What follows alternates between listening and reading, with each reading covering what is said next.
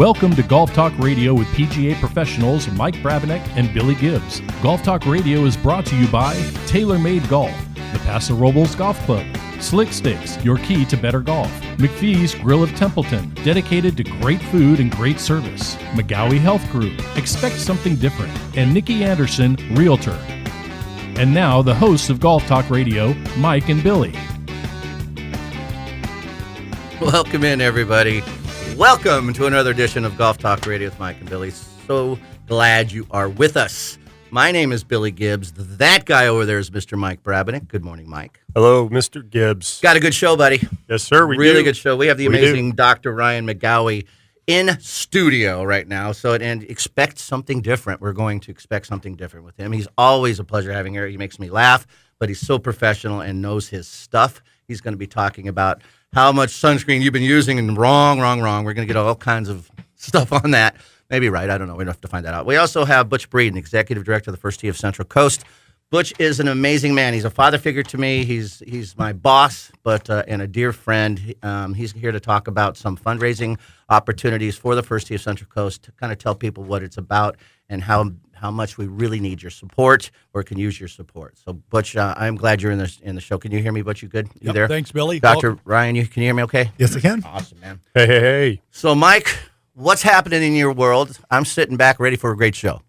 Just waiting for this to happen. I was thinking on the drive all the way down, how is it possible that my best friend just cleaned out his garage, and he's just cleaned out his garage again within 6 months? No, it was 11 and I'm months. saying, you know what? I got to tell you, you must have the biggest garage. Not anymore. I mean, it looks bigger now. Isn't he always cleaning out his garage? You don't understand.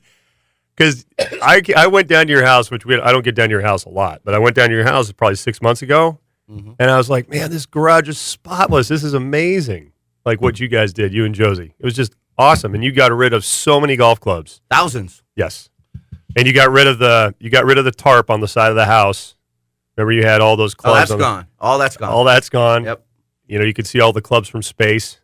Because there were so many clubs That's on the one side of the of the reasons house. it's gone. We got an order from the government to take that stuff away. It was blocking some It satellite. was interfering with radio waves.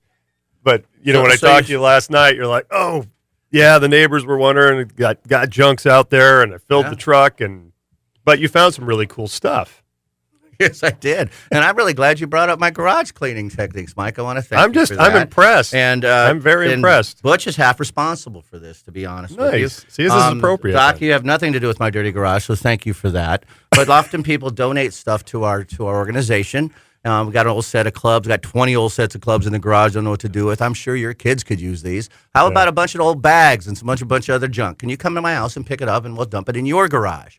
So all through the neighborhood, and I can't say no because I'm a charity, man. I want to help people and be grateful that people offer to our charity. I'm a heart person, Mike. I'm a giver. You know what I mean? Yeah, you are a giver. So when people want to donate, I can't say no. We don't need that junk. I totally what is that? get It's crap. We don't need that stuff. I have to say those are really nice, and we're going to find a good home for this stuff. I understand. So after 4 or 5 months of doing this and driving all around the world to pick up stuff from other people's garages, it gets tossed where?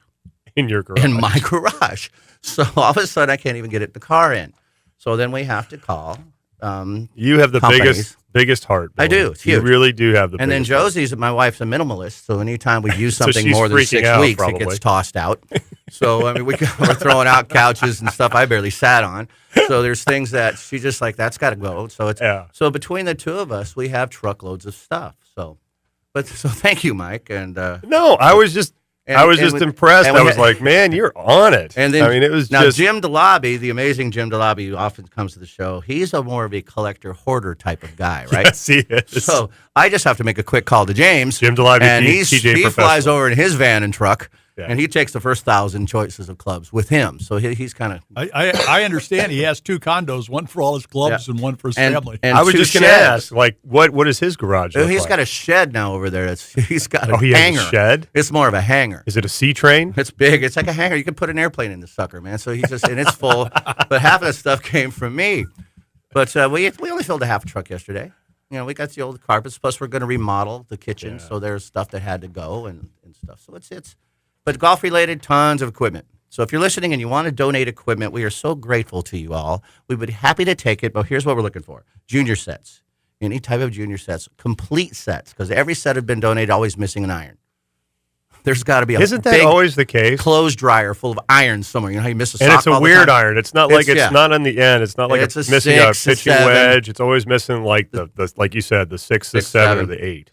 So then you got a set you can't do anything with, right? And then Well, are you kidding? Every set I have in my home that I play with is missing something. there you go. Why don't you bring them over to my garage, Butch? We'll take care of them for you. Good idea. I'll get a new set. But we all any hybrids, graphite hybrids, because they can be knocked Yeah. down, and kids love those things. They're light enough to swing. But those old Spalding metal irons that you've had since the early 70s, people. Oh, yeah. Thank you so very much. Even Goodwill won't take those anymore. So I'm not good, Bill. I am not. Goodwill. I am. Well, tell them about your experience with recycling. The Oh irons. yeah. So another project. So I'm going to raise some money for my chapter, man. Remember, I'm a giver. I raise money, man. We're going to talk Butch more about fundraising. So I got an idea. I'm going to hire about 6 or 7 kids. We're going to go down to a shed we had in Santa Barbara, which literally had 10,000 clubs in it and 50 golf bags. And we're going to go to the recycling place and recycle the metal. Good for the environment. We don't want this junk out there. Makes all the sense in the world. Yeah. So I went to the place with 2 truckloads. They said, well, you had to take the heads off and strip the rubber grips off for them to even pay us anything. And then they had a magnet of some kind that if it didn't stick to it, they didn't count that metal. So it cost me about $180 to raise $45. Oh, my God. Because I took the kids to lunch, paid for their time, and it cost me to get into the place in the first place. So I think it was $48.18, and it cost me $100 and something. So my fundraiser cost our chapter money. So there you go. That's how good I am. 2 truckloads, 10 hours of work. Remember that day? Were you there that day? I was there that day. I remember. That is insane. So many clubs, Mike. So many golf clubs. So I just wanted to bring that up because I was hoping it would come around where you said that First Tee always needs clubs for kids. Well, we always need funding, which and you is take nice. you take in a lot of stuff. So I mean, I do. We take in a lot of stuff. I know at all the sites, and you find some interesting things when people turn in a golf bag from the 1970s with some blade irons, and you start looking in there and you find old socks and you find gloves that probably haven't been used for 25 years, and what do you put in your golf bag, Mike? cans of pop and everything else. No, it's the not what I original put in there. sunblock, It's what's which is donated. probably really bad. Yes, original Was sunblock. probably in there. But what, I did find a Twinkie once that was probably still good. Did you find? did you? Ugh. That's awesome. So I can tell you the one benefit of that. All the bags usually have tees and balls. yeah, Right? that's So true. by the end of going through every golf bag, we got a huge bucket of tees and a couple of huge buckets of golf balls. And of course, we can always use tees and golf balls. Always. Yeah. So then we have the bucket of used socks for you, Mike. I say. And I didn't even touch and then those. Old food goes into another barrel over there. Yeah. But there was sometimes you find a couple bucks in there. I think one of the girls found a $5 bill, and she was all excited about that. So, but the clubs themselves, junior clubs, ladies clubs, because the kids are growing up to that level now, and hybrids, and not even any putters anymore. Guess how many putters I have in my garage?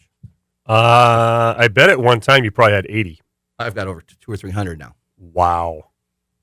You want a putter? Need a putter? No. You need a putter? No, I'm good. You, Butch, you need a putter? I love my putter. Okay. So anyways, so that is our BM in the morning. We decided to talk about Billy's garage. But I'll tell you one thing, my garage is looking good right now. You got to come over and see my garage. It was looking great 6 months ago. That's the last time I had it cleaned. I know.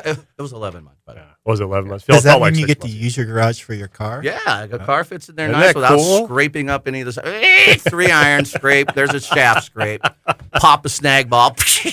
Tennis balls are flying everywhere.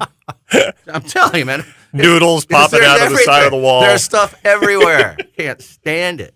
Beach balls. And then Butch says, "Come over to my house. I got some stuff I got to get to your garage." Thanks, Butch. I'll be right over, man. Boxes of stuff, no problem. And even now, your garage is starting to fill up with My stuff. garage is full of stuff. I know. Don't be bringing Funny it to how my that house. works, isn't it? Jim will take it.